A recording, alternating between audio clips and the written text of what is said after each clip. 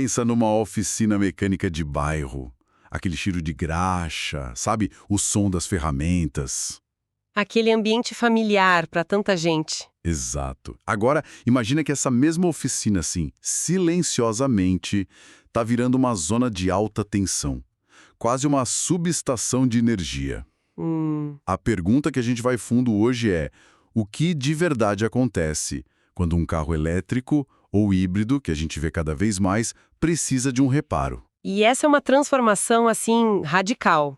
A gente está falando de uma mudança que vai muito além de só trocar uma peça por outra. A segurança na manutenção desses carros no Brasil entrou numa era completamente nova. E para entender isso, a gente vai usar como base um material muito bom. Trechos de um guia técnico chamado NR10 Revisão 2026, do Alberto Maier. Um material fundamental. Com certeza. E a nossa missão aqui é essa: desvendar essa nova realidade, entender por que os riscos mudaram tanto, quais as novas regras que os reparadores têm que seguir e mergulhar num dilema que me parece o mais crítico de todos. Que é? O que fazer quando a informação técnica, aquela que é essencial para trabalhar com segurança, simplesmente não existe? Não está disponível. Aí o jogo muda. Totalmente. Ok, então vamos começar por aí, por essa mudança de paradigma. A ideia de que um carro é só mecânica já ficou para trás, né? Há muito tempo. A gente fala muito que são computadores sobre rodas, mas o material aqui sugere que é mais que isso. São, na verdade, instalações elétricas móveis. E de alta potência. O que é fascinante, assim, é a escala. Um carro normal, a combustão, opera com 12 volts. Se você tomar um choque, é um susto, né? É um susto, não passa disso. Agora, um veículo elétrico ou híbrido, a gente está falando de sistemas que passam fácil de 400, 600 até 800 volts em alguns modelos. 800 volts. 800. Isso coloca a oficina no mesmo patamar de risco de um ambiente industrial pesado. Cara, 800 volts, para quem não é da área, esse número é meio abstrato. O que isso significa de perigo real ali, pro profissional? Significa que os perigos clássicos da indústria elétrica, eles se mudaram para dentro da oficina. A gente fala de 3 grandes vilões. O primeiro, óbvio, é o choque elétrico, que nessa voltagem é fatal. Certo. O segundo, e talvez o mais assustador, é o arco elétrico. Não é só um choque, é uma explosão de energia. Uma explosão. Uma explosão. E isso não é teoria, não. Já tem relato de chave de fenda que simplesmente vaporizou na mão de um técnico. Como assim? Vaporizou? Virou gás. A ponta de metal virou um gás numa fração de segundo. É desse nível de energia que a gente está falando. Nossa senhora, isso é coisa de filme de ficção científica. É difícil até de visualizar. Exatamente. E o terceiro perigo é a fuga térmica. É um superaquecimento descontrolado da bateria, sabe? Uma reação em cadeia que leva a incêndios que são muito, mas muito difíceis de apagar. Porque a bateria se alimenta, né? Ela se autoalimenta com oxigênio. Então, o profissional não está mais trocando um filtro de óleo. Ele está potencialmente lidando com os mesmos riscos de um eletricista de alta tensão. Com riscos desse nível, a legislação teve que correr atrás, imagina. A gente ouve falar da tal NR10, mas essa norma não era para a indústria, para usinas? Como é que ela se aplica a um carro? Ótima pergunta. Vai na raiz da mudança. A NR10, historicamente, era a bíblia da segurança elétrica na indústria, né? Subestações, instalações grandes. Exato. Mas a lei não fala sobre onde a eletricidade está. Ela fala sobre os níveis de risco. E como os carros agora têm esses níveis de risco, a NR10 passou a ser plenamente aplicável. O guia do Alberto Maier deixa isso muito claro. Entendi. Pensa assim, a NR10 é a lei. É ela que define o que deve ser feito. É obrigação legal. Tá, então a NR10 chega e diz, olha, você precisa garantir que ninguém se machuque gravemente trabalhando com alta tensão. Mas isso é muito amplo. Como um mecânico traduz isso para arrumar um carro, um modelo específico? Aí que entra a segunda peça do quebra-cabeça, a ABNT PR 1025. Se a lei diz o que fazer... A outra diz como? Exatamente. A PR 1025 é a prática recomendada que explica como fazer de forma segura e padronizada, mas no contexto específico dos carros. Ela é a ponte entre a obrigação da lei e a realidade da oficina. Uma complementa a outra. Faz sentido. Uma é a lei, A outra é um manual de boas práticas para cumprir a lei no chão da oficina. Isso me leva a crer que a era do improviso, daquele mecânico que confiava só na experiência, Acabou. acabou de vez, né? Não é só ter uma luva melhor. Acabou completamente. E essa é a maior mudança cultural. A nova NR10, como material detalha, exige um sistema de gestão de risco. É algo muito mais robusto.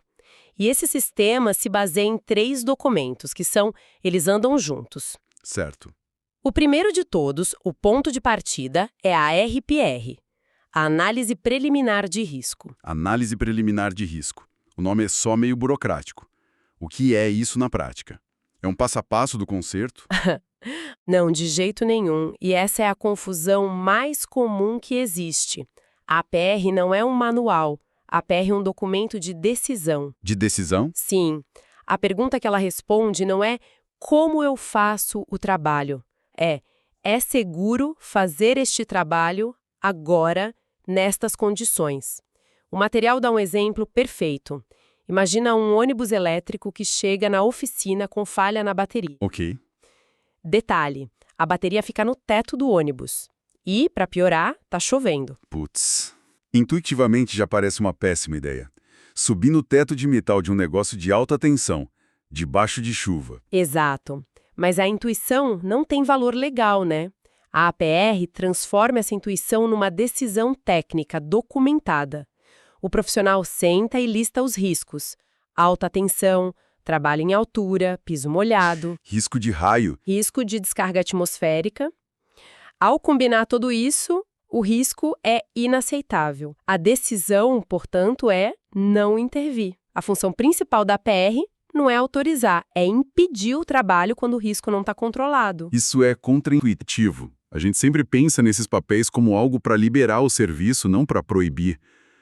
Mas na prática, com o cliente pressionando, isso não vira só mais uma burocracia para ignorar? É um risco, claro. Mas aí entra a responsabilidade legal. Se acontece um acidente e a empresa não tem uma APR que justifique a decisão, ou pior, tem uma APR que apontava o risco e foi ignorada, A culpa é imensa. a responsabilidade civil e criminal é gigantesca. A APR é o escudo legal da empresa e do trabalhador. Ela força uma pausa para pensar. Ok, faz todo sentido. A APR é o pare ou siga. Mas vamos dizer que a APR deu siga. O ônibus está dentro da oficina, dia seco, tudo certo.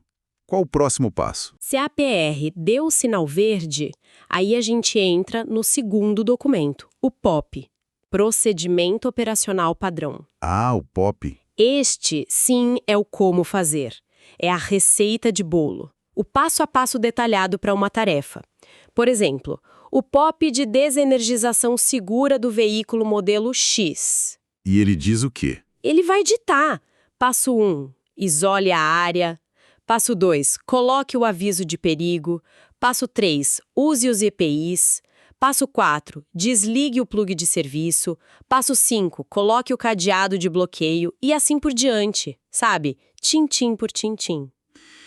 Espera um pouco. Se você já tem um POP, que é um passo a passo tão detalhado, para que precisa de um checklist depois? Não é a mesma coisa? Essa é a pergunta-chave. Não é redundante. O checklist é o terceiro pilar e ele cumpre 2 funções cruciais.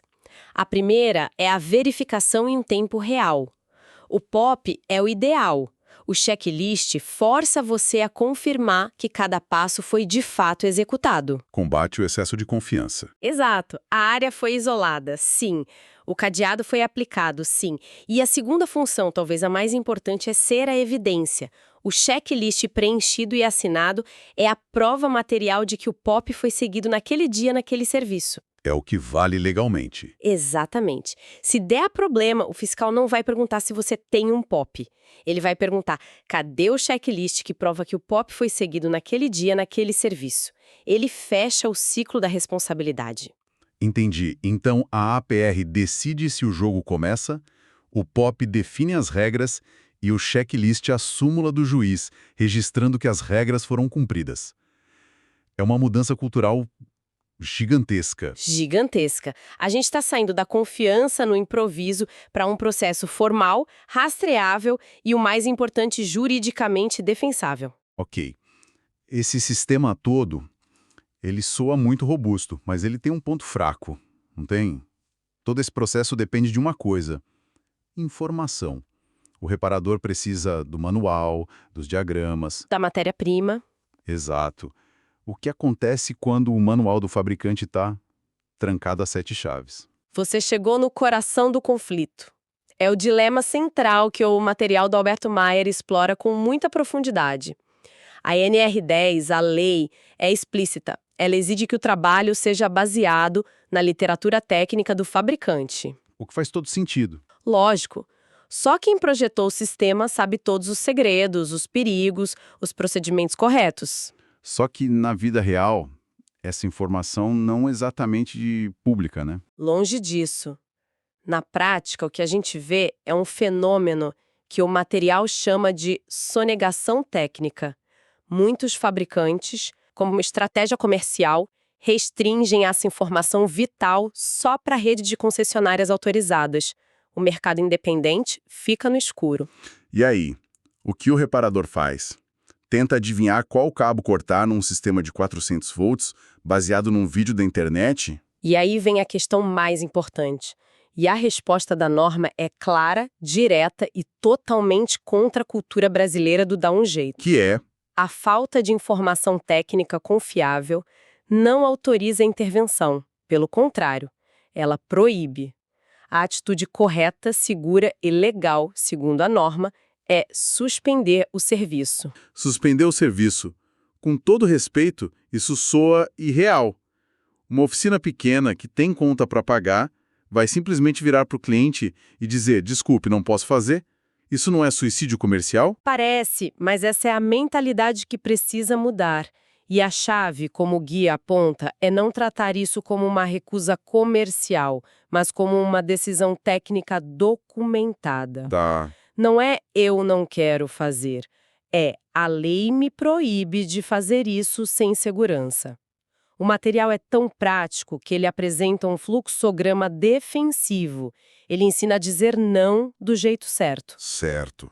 E como seria esse não do jeito certo sem parecer incompetente e perder o cliente? O primeiro passo é formalizar o problema. O reparador precisa pedir oficialmente a informação ao fabricante, documentar esse pedido. Um e-mail, uma carta registrada, tem que ter rastro. E se o fabricante negar ou, mais provável, só ignorar? Esse é o segundo passo. Documentar a ausência. O guia até dá um modelo de registro formal de negativa. É um documento onde o reparador descreve: na data X, solicitei a informação Y e não obtive resposta. Certo. Ele tem a prova em mãos. Com essa prova, ele vai para o terceiro passo, a sua própria análise preliminar de risco, a APR. E lá na APR ele vai colocar o quê? Na identificação dos perigos, ele vai registrar risco de choque elétrico potencializado pela ausência de procedimento do fabricante.